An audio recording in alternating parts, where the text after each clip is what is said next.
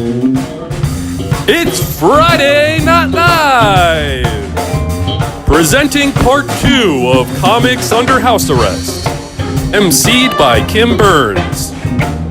With performances by Josh Levinson, Jay Silverberg, Petra Pasquina, Frankie Furman, and Matt Orphis.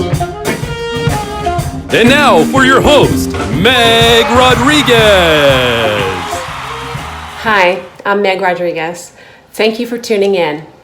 The fRYEday Center wishes first and foremost to extend our deepest sympathy to those who've been adversely affected by the COVID-19 pandemic, and to extend our most sincere appreciation to the frontline healthcare workers and all of the essential workers who've been working tirelessly. On behalf of everyone at the fRYEday Center, we wish you and your loved ones health and safety during this difficult time. Our efforts in the meantime will be to spread positivity and work to fulfill our mission to bring the arts to all. Thank you, and to the many people who've already donated. Your support makes all the difference. And now, it's my pleasure to welcome you to Friday Not Live. This week, we are thrilled to bring you part 2 of Comics Under House Arrest. This episode, created in partnership with our friends at fRYEday TV, will feature the second half of the show, emceed by the wonderful Kim Burns with performances by Josh Levinson, Jay Silverberg, Petra Pasquini, Frankie Furman, and Matt Orphis. Enjoy the show, and if you can, please make a donation to support the fRYEday Center.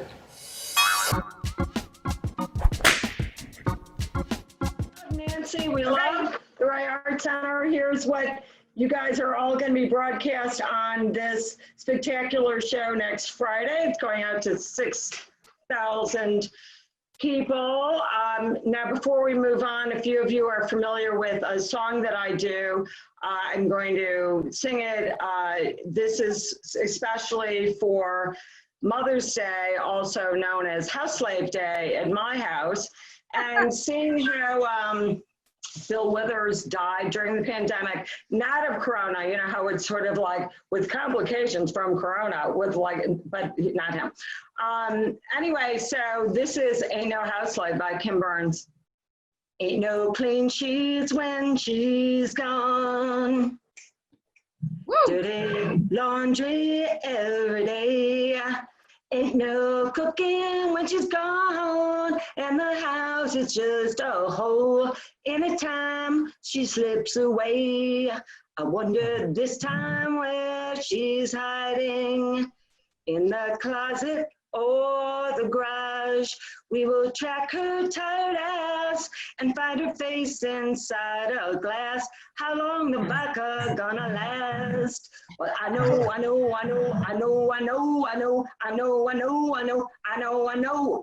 Better leave poor mom alone. There ain't no house slave when she's gone.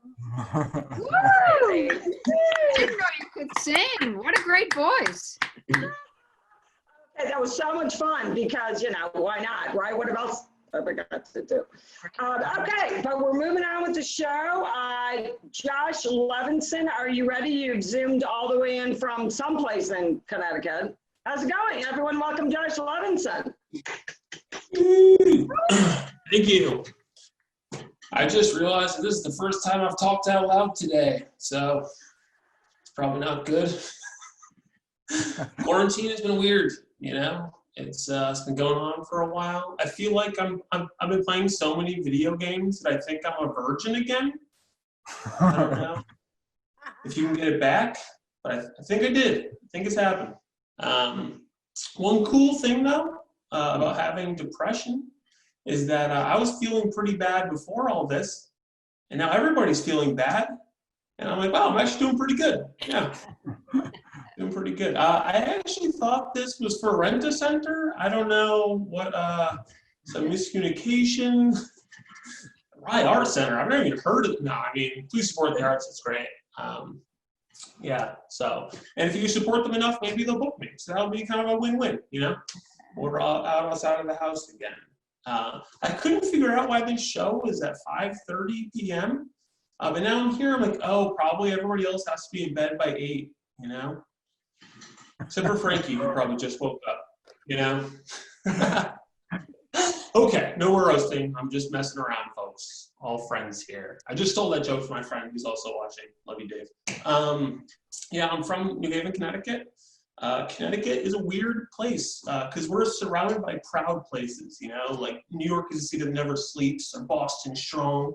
In Connecticut, we're just like, this is a hell of our own design. Yeah, we did this to ourselves, you know? We gated it and everything. Yeah, so, it's all right though. I'm fine with it. Oh, one thing I've been doing is gardening a lot, you know? It's like good to get out and like put your hands in the earth. It makes me feel connected, which makes me feel a lot better about all the crude oil just dumping in my yard for no reason. Take that, Mother Earth. I don't know. I used to be really overweight. And one of the traumas of that is that I always check toilets for their structural integrity before I sit down. Yeah, the toilet is the worst chair that you would break, for sure. Best chair, electric. Yeah. Execution's off, boys. Okay, you know what? That joke's pretty stupid, and that's fair. Okay, I appreciate that. Let's see. Based on how long it takes me to throw away a kitchen sponge, you would think sponges cost $1,000. They don't. I have sponge money, ladies. Sponge money. I am single. Yeah, it's not going great. Quarantine has not helped at all, I'll say. Yeah, let's see. Back when we used to go out, remember that? That was pretty cool. I was out with a friend of mine 6 months ago when that was loud, and she happens to be Asian. This guy came through, was like, "Where are you from originally?" So I'm a bit racist. She's like, "I'm Korean," and he was like, "Which Korea?" I don't know, man. It's probably the one you can leave.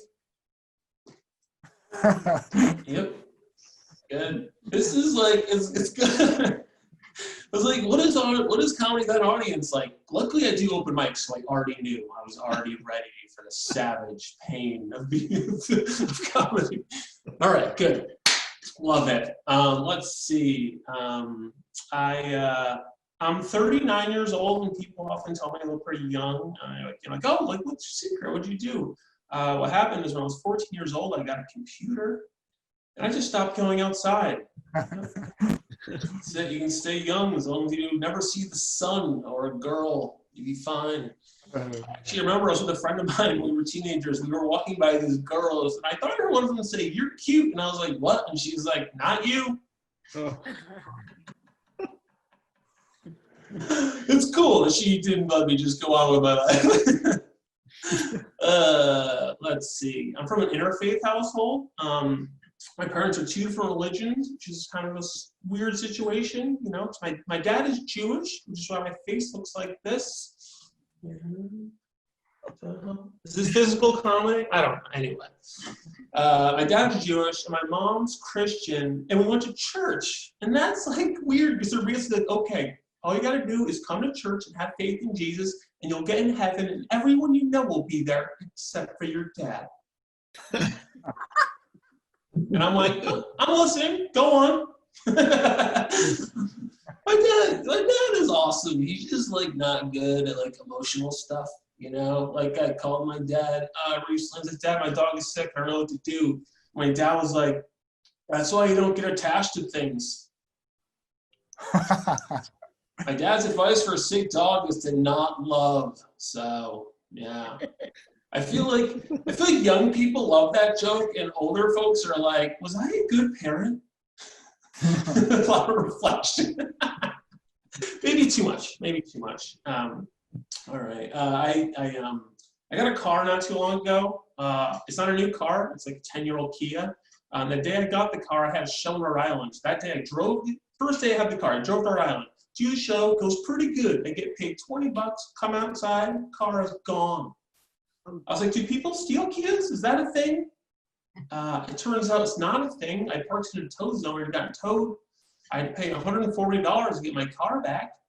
which is how I made negative $120 doing comedy, which by comedy standards is actually pretty good. Yeah, it's more than I'm making today, okay? All right, my name is Josh Levinson. Please support the Rye Arts Center, and I love you all, and I hope you have a great time. Please stay safe. Thank you. And give it up for Kim. Bravo, Josh. Great to have you on, Josh. Thank you. Thank you for joining us. Jay Silverberg, friend from the comic strip, gallant bankruptcy lawyer, living with your mom right now. Is that right? That's right. Thank you, Kim. This is such an honor to perform at the Rye Arts Center Gala. It's a big deal to me. I just never thought it would happen with me sitting in my bedroom, mumbling into my computer, wearing a thong.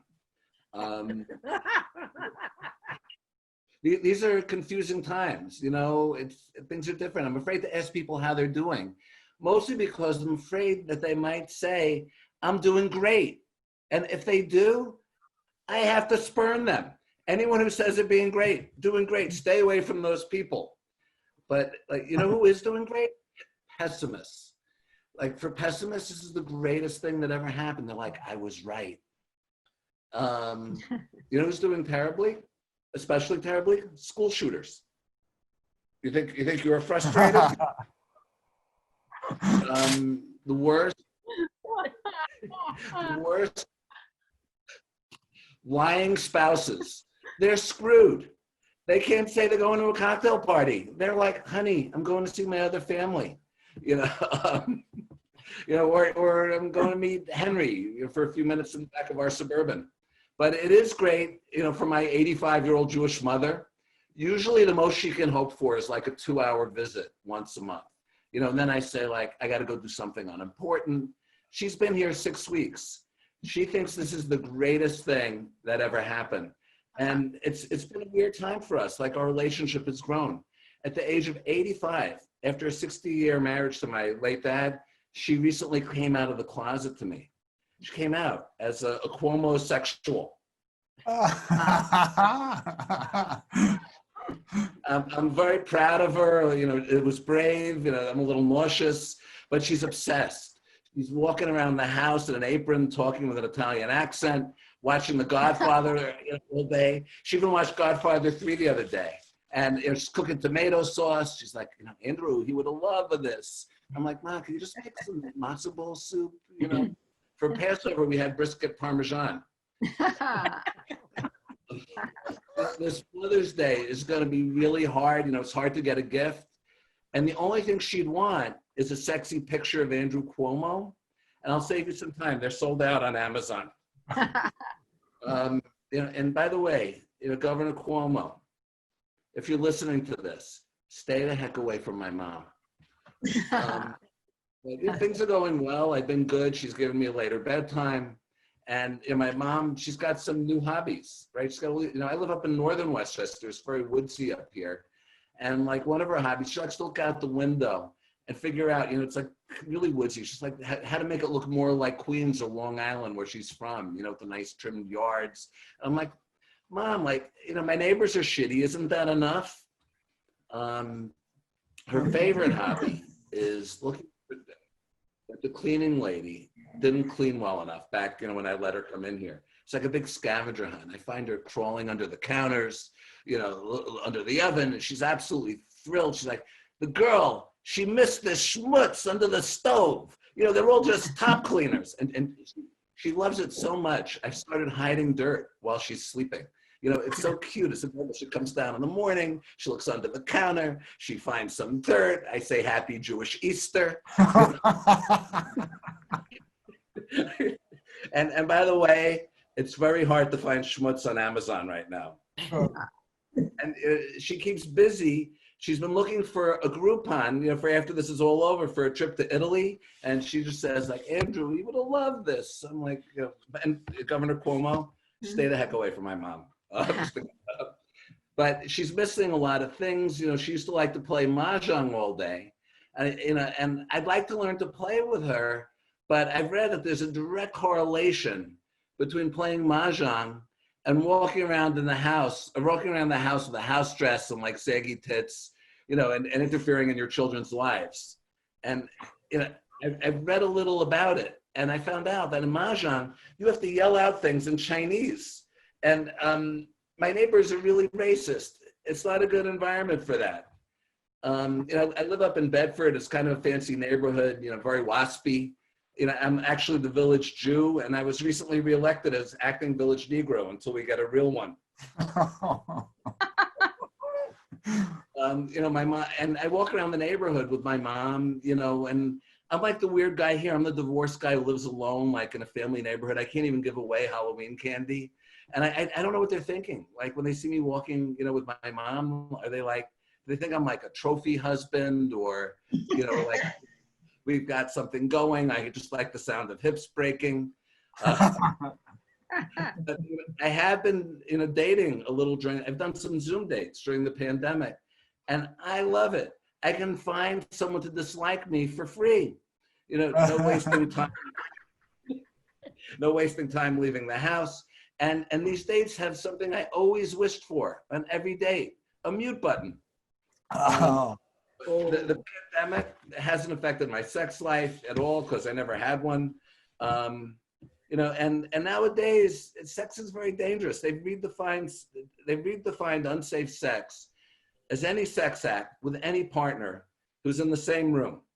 But anyway, you guys, audience members, wherever you may be, I wish we were in the same room, maybe not like that. And I hope you're all having a great time tonight. They say that laughter is the best medicine. I don't know if it is, but I do know it's better than Clorox. You had to say it, Jay. You had to go cheap at the end. Anyway, we're going through a lot. Let's keep pulling together, supporting each other, stay strong, stay safe. And Andrew Cuomo, stay away from my mom. All right. That's right. Woo! There's a long line for Andy Cuomo, which, I mean, it's sort of like people didn't even like him before. You know what I'm saying? It's like, it's crazy. It's crazy. But what I want to make a pact with everybody now is that we got to figure out the way to cut people off who start telling you this is what I did during the pandemic stories. You know what I'm saying? That is, you know how boring that is going to be? People, that's all they're going to talk about. They're going to come up to you. They're going to say, oh, yeah, we got to come up with a pact because that's going to be a killer. All right, Petra Pasquina, welcome to the stage. Petra has been associated with Art Center for years, Ladies Comedy Night committee member and fellow comic. Welcome. Thanks, Kim. Woo! It's good to see some smiling faces out there, I must say. I am finally kind of getting used to this new normal, if that's possible. I don't know, but at least I figured out what to wear. I've solved the wardrobe challenge, which I know was tough for a lot of people in the beginning, really. So what I've done is I wear this shirt every day. I call it my Corona camo because it hides the red wine stains. I'm keeping it on. And, I have my black sweatpants and my other black sweatpants because I do like to mix things up a little bit. I like to change it up a bit. Sometimes, though, I have found it difficult, and you have to make some of those tougher fashion decisions. You know those, and when you're kind of deciding what to do in your closet and you don't really want to take anything out because you're not really going anywhere. But then I have to figure out, okay, do I put on the sneakers to refill the bird feeder, or is it okay to wear the slippers? Because I wouldn't want my neighbors to think that I'm off my game. You do learn a lot about people during a pandemic. In times like this, I'm discovering new things about my husband. And we've been married 20 years. That's a long time. But after 20 years, I found out during this whole time, he is a stress baker. He is a stress baker. It's crazy. Thankfully, I'm a stress eater, so we're actually staying together and it's working. But how did I not know this sooner? I might have manufactured a crisis just to get some of those cookies a lot sooner. And ladies, don't be jealous. He's also a stress cleaner. Jay, I'm going to introduce him to your mother because the two of them could do some damage. if you're looking for someone to shack up with during a pandemic, find a stress cleaner. They're awesome. He comes with his own mop, gloves, and a face mask, and he's Windexing everything. It's like making me want to relive our honeymoon all over again. Who knew cleaning could be so sexy? And he's actually surviving way better than I am. You know, not talking to anybody, not leaving the house. It's kind of getting to me. But he's been socially distanced since 1984. So other than the baking and the cleaning, I'm not sure he realizes there's anything going on. But I'm really the one freaking out. With all the baked goods, gosh, I've gained both the COVID-19 and the quarantine 15. But it's really hard to tell. You wouldn't know because my scale up and died on me. And it's really hard to find a new one right now. My scale died because it just couldn't handle the pressure. Bad. It's really bad. But I have to say, I did leave the house earlier this week. I had to go out and get groceries. I've got 2 college-age sons living at home. So I definitely feel you're there, Jane. I know what it's like to have those eaters at home. So I had a foray out. I had to go out into the world. But it's scary out there. It's like a real life version of Grand Theft Auto. People are driving like crazy through the streets, like they're, on a racetrack, no holds barred, going through stoplights. Wow. Wearing bandanas in the store. I'm not sure if they're trying to prevent the disease or rob somebody. It's kind of crazy. And then only that weird post-apocalyptic toilet paper left on the shelves. It's like made from recycled beer cans or something. And my butt's like, whoa, hell no, get away from me with that stuff. Charmin, I'm looking at you. It's really time to step up your game. It's time. But I'm really glad we have an opportunity to support the Rye Arts Center, to see so many people here, because it is important to keep in touch and keep supporting all these organizations that support us and our communities. So thank you to everybody that's here today. Please give generously. I miss going out and seeing my friends at places like the Rye Arts Center and going out to the galas and the different benefits that they have. It's tough. It really is. So I have to admit something to everyone here. I am sneaking friends into my backyard. Shh, don't tell. I don't want all those nasty gossipy Nellies on Nextdoor. Is anyone using that Nextdoor app? All those people like, shame on you, shame on you. So please don't tell. The hardest thing to do though, is because I have to hide these folks from my children. Because I've told them, you may not see anybody, and I've made the edict. All the Corona Nazis out there, you can't see anybody, you must stay at home. I have not left my house in 7 weeks. Well, I do have to hide them from my kids, but it's really hard because I tell them, yes, it is funny how much my friend Laura looks like our landscaper, or I'm not sure how that Jehovah Witness wound up in the backyard and why she has a bottle of wine. But what's a mom to do? You got to keep saying, you got to see your friends, but please, shh, it's our little secret. I don't want my name popping up on Nextdoor with a big cross through my face. And I do feel sorry for all of those moms with younger children. Kim, I feel you, trying to homeschool. Not only do you have to help out with homework that you don't understand, but you got to learn how to do all those crazy TikTok dances. That really should only be done with somebody who's got teenage hips and looks like she's going to wind up on a pole at some point in her life. Honestly, stay away from all that kind of stuff. My body just does not move like that. Oh. But in celebration of the mothers, Mother's Day is coming up. Thank you to all the moms out there, my mom included. I imported her up from the city to do my gardening over the weekend. I'm like, Ma, coronavirus not gonna hurt you. I need my rose bushes planted. So I did bring her up from the city to do some planting. But I'm just fine this Mother's Day staying home. Because every year it's a lot of pressure. My family asks me, what do you wanna do for Mother's Day, Mom? So then not only do I have to plan what I'm gonna do, I've got to dress all these idiots. I got to make sure that we get to where we're going to go to on time. And then I've got to listen to them say, when are we going to go home? Is it over yet? Can we leave now? I listen to them complain. This year, I think it's time that I'm finally honest with my family. And when they ask me, what do you want to do, Petra? What do you want to do this year for Mother's Day? It's your day.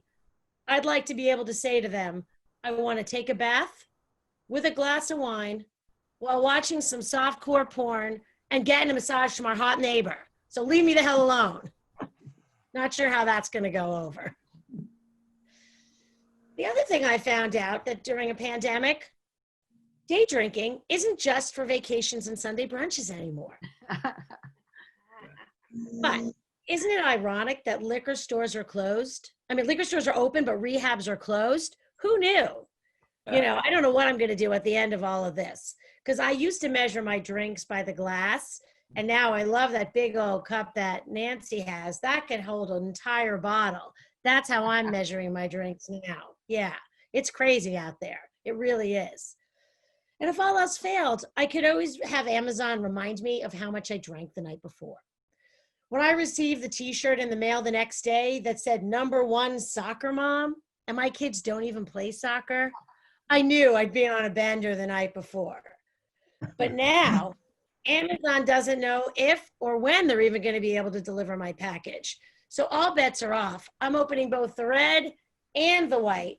And maybe I'll even share a bit with that hitchhiker who's called Brenda, who just showed up in my backyard. Shh, don't tell my kids. And finally, you know, it's the time of year where I usually schedule my well woman visit at the gynecologist. But this year, their office said they were closed, but they would be doing virtual visits, and would I like to try one of those? And I thought, okay, that sounds interesting and a little more civilized. Thought it sounded good, so I said yes, and I scheduled my visit. The day before the visit, I get a phone call, and the woman at the end of the line told me how I'd have to prepare for the visit over the phone. And she said, here's what I'm going to need you to do. I'm going to need you to get your cell phone and 2 spoons. And I said, ah, and I canceled. And I thought maybe this is better off to hold up till after the pandemic. Thank you all very much. I'm Petra Pasquina. That's my time. Stay safe, everybody. Thank you, Petra. Thank you, Petra. Yeah, it's tough with the kids and keeping them busy and all that. And Josh, you mentioned the video games, and I know our next comic is going to talk about them. I mean, I don't want to be judged for how much I'm letting my kids play the video games. I mean, when you think about it, there's a reason there's TV in prison, right? It's a similar concept. But our next comic, welcome Frankie Furman. Frankie, you're another guy from Connecticut, right? From New York, but it's I've been to Connecticut. It's not bad. I thought you've been holed up there for like 3 years in your own quarantine. No, I know. I have gone upstate New York, and I'm quarantining up there, so not bad. Anyways, thanks for having me on. I did have to move some things around to be here today at my kitchen table.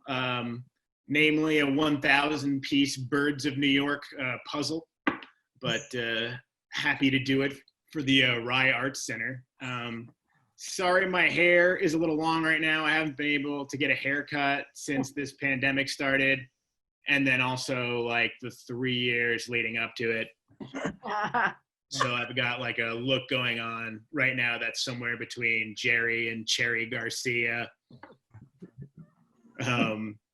They say that having houseplants around can lower your anxiety levels, and a study has shown that staring at a small plant for just 3 minutes can lower your anxiety.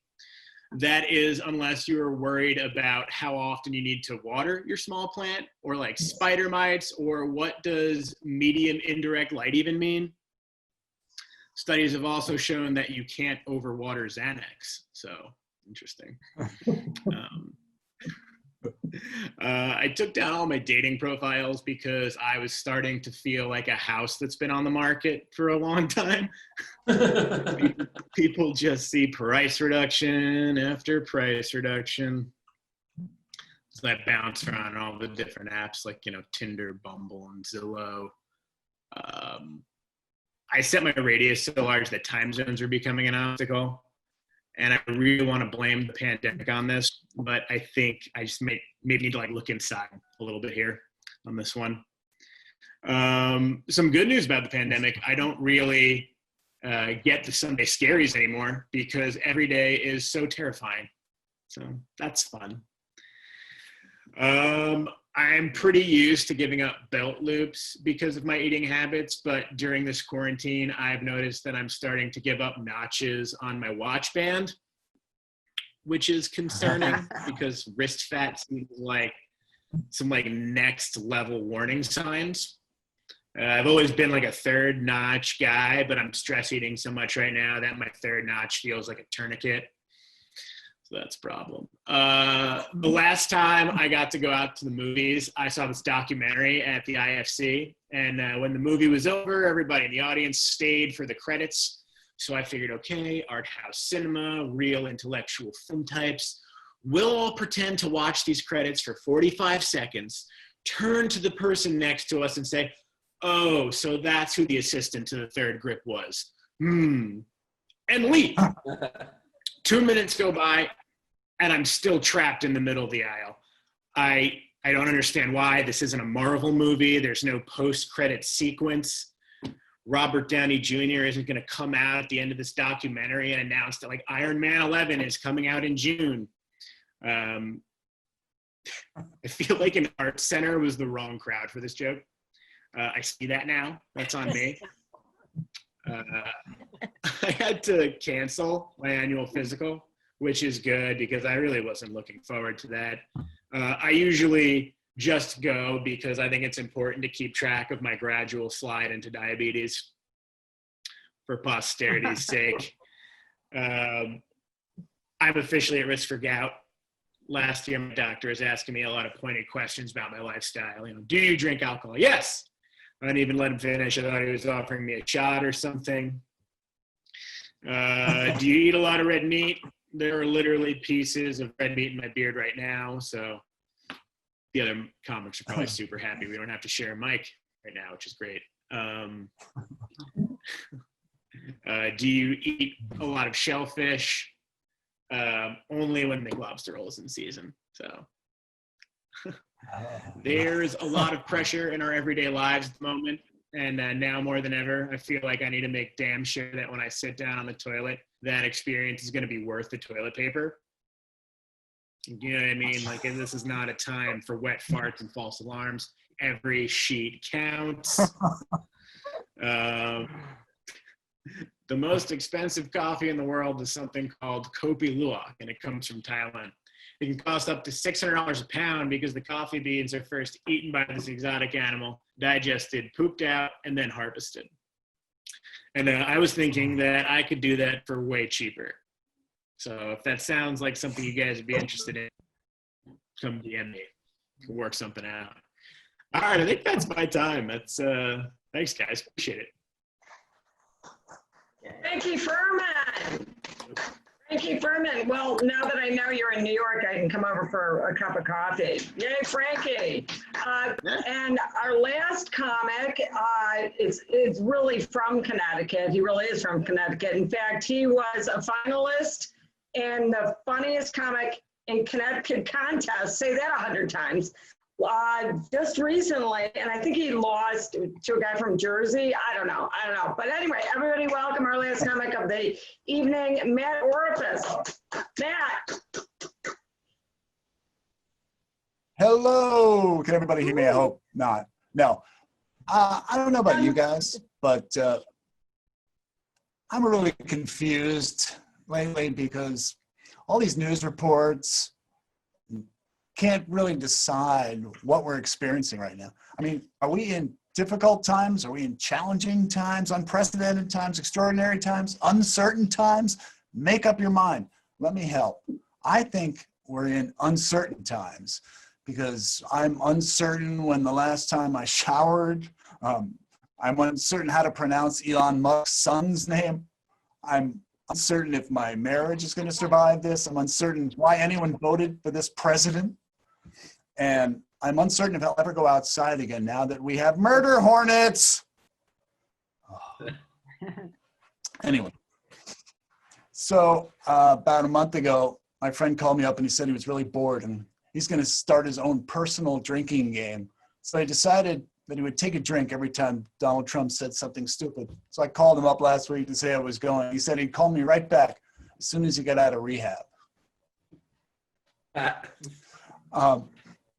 During the bubonic plague, Sir Isaac Newton was quarantined. And during that time, he created all of his theories for gravity and he invented calculus. I've done something really similar during this time. I've been very productive myself. I've discovered that you can tell people to F off if you're wearing a mask. It's come very handy if you throw your voice well at the supermarket. I just want everybody to follow the arrows. This is a lawless time. We need some kind of law. Follow the lines. And this is 6 feet. You can't even see it. That's a long way. 6 feet. Learn it. Live it. One thing I hope doesn't happen during this, is I hope that I don't end up on a respirator because I'm really bad at charades. So I'd be there on a respirator, I'd be going like this. Oh, Mr. Orifice wants us to pull the plug. Or maybe he wants us to disconnect his iPhone, or maybe he wants to play tug of war. No, let's pull the plug. During this whole thing, my diet has gone to hell. I eat 100% garbage 100% of the time. I mean, the healthiest thing I've eaten in the last month has been an apple, Jolly Rancher. And after that, I discovered that if I chronicled all this, maybe I could put out a book. So right after this is all done, I'm going to release my book. It's going to be called The Cumberland Farm to Table Diet. Insert applause break. I've been watching this new show. I've been binge watching this new show on Spore. It is a great show. It's called Eulogy, and it's about this Midwestern guy who fakes his own death to see who will come to his wake and his funeral and what people will say about him. Now, it's an amazing show, and I made it all up, including the network. But you believed me because there are so many shows out there on television right now. There are so many shows right now. There are almost as many shows as there are Oreo flavors, and that's a lot. A couple of weeks ago, my friend Gary called me up and he said, very excitedly, Matt, I just joined a gay men's chorus. And I said, you can just say men's chorus. I can connect the dots from there. What you're thinking? Matt, I have a friend who's in a men's chorus and he's not gay. He is, he just hasn't told you yet. So what's going on with candles? I gotta know. Candles are really hot right now, excuse the pun. You know, McDonald's is coming out with a candle that smells like a Big Mac. Gwyneth Paltrow released a candle that smells like her cooch. And not to be outdone, Betty White just released one of her own. And early reports say it smells like mothballs, but it's a different story. There's also this other line of candles that just came out. They're called homesick candles. 50 candles, 50 states. Each candle represents the trademark scent of that state. Like Florida smells like the ocean, Colorado smells like mountain pine, New Jersey smells like refinery farts, and Alabama smells like the sublime blend of ignorance, unintelligence, and a urinal cake from a whites-only men's room. I should get a redo on that, but that's okay. Bama Roll Tide! Man, I miss that place. There's this great app on your phone. You're aware of Shazam. Does everybody have Shazam on their phone? This app that tells you magically what song is playing just by holding it in the air. That is amazing technology. But I need a different kind of app. I need an app that tells me the name of the person coming toward me, whose name I should know, but I can't remember. I want to call it, Who Dat? So you see a guy coming toward you, and open the app, boom. Oh, that's just your neighbor, Tim. He refers to himself in the third person and calls the movies cinema. No need to talk to that moron. Thanks, Who Dat? Thanks a lot, people, and good luck to the fRYEday Center. Support the arts. That's it, Matt. That's it. Back to you. Oh, wonderful. Wonderful. All right. I guess it's our show. I'd love to thank all of our fabulous guests for coming on tonight and for supporting the fRYEday Center. Let's all throw out a big cheer for getting over there and doing something live and fun and getting back to business. In the meantime, thank you for joining me on this Zoom, and see you soon. Thanks, Kim. Thanks, everybody. Thank you. Thank you. This is Kim Burns signing off.